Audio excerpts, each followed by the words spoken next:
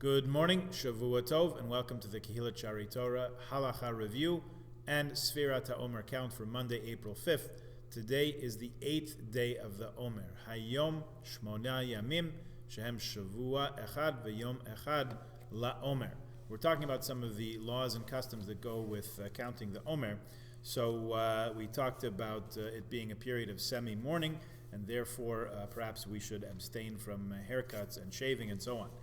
Some poskim are of the opinion that a person who will definitely encounter a financial loss, business loss, you'll lose clients or something, if you don't look groomed, is permitted to shave or take a haircut during Sefirah Omer. A number of poskim, Kaf HaChaim, Igros Moshe, Nita Gavriel, Chassam Sofer, others address this issue. The same would be true for one who's going in front of a judge and does not want to look honorable unshaved. I don't know if that inheres necessarily today, where everybody looks a little bit scruffy, but that's what the Halacha says. The opinion of some is that the custom of refraining from haircuts cannot be more stringent than the 12 months when, God forbid, a person is in an avel, in mourning for one's own parents. The halacha then is that if one has so much hair that his friend tells him that he needs a haircut, you're allowed to take a haircut. When one shaves every day, a friend would tell you if you need to shave after a short period of time. Therefore, with this guideline in mind, one may, according to some, shave during Sefirah, even if it doesn't involve a loss of money. Now, what about for a bris? The father of a baby, the sandek and the moel, are allowed to shave and take a haircut during Sefirah Omer, this Omer period between Pesach and Shavuos, in honor of a bris, because it's a Yom Tov for them. The kvater, the one who's carrying the baby in, and the guests are not under the same exemption. If the bris will take place on Shabbos, shaving is allowed on Friday, even before midday. However, doing so is not allowed on Thursday. Shaving is permitted close to the night before the bris as well. According to some poskim, those who are permitted to shave for a bris would be permitted to do so Friday for a bris, which is on Sunday, if there won't be time to shave on Sunday. Others say this is not permitted, and shaving is only permitted the day of the bris itself. According to the Arizal's opinion, one may not take a haircut during the Omer, even for a simcha. One who forgot to shave before the bris, for any reason, certainly is not allowed, doesn't have any exemption to do so afterwards.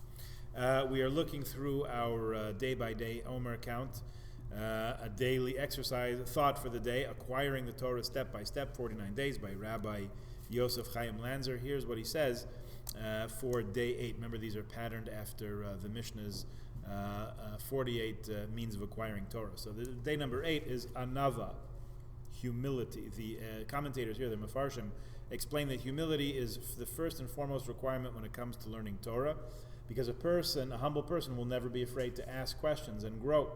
Additionally, that person will not bend the Torah to suit their own needs, nor will they shy away from admitting and owning up to a mistake. The Chidah, Rabbi Chaim David Azulai, writes the following amazing tradition, which he heard from a great person, which was handed down from the elders who lived in the time of the Arizal that we just mentioned, Rabbi Yitzchak Luria. In the generation of Rabbi Yosef Karo, it was decreed in heaven that Shulchan Aruch, which explains all the Jewish law in detail, would be published. In that generation, there were 3 people deemed worthy in the eyes of Hashem to write it. It was determined that Rabbi Yosef Karo would be the one to publish it, just as it was because it was his custom to shy away from saying anything negative about a posek who ruled differently than him. So his humility actually stood him in good stead. Much later, in the 20th century, the Chazon Ish was publishing his Sfarim, and there was a Rav named Rabbi Greineman who was involved in printing these Sfarim. It once happened that the Chazon Ish retracted an entire chapter of his writings. He felt it wasn't up to his standards, wasn't true.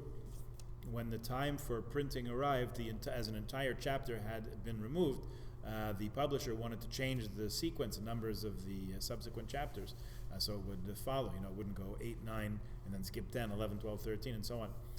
However, the Chazon Ish instructed him to leave the numbering of the remaining chapters minus the material that was deleted, so it was clear to all that if one makes a mistake, one should not be hesitant to own up and rectify it, even if it means deleting an entire chapter and letting that be known publicly. Okay?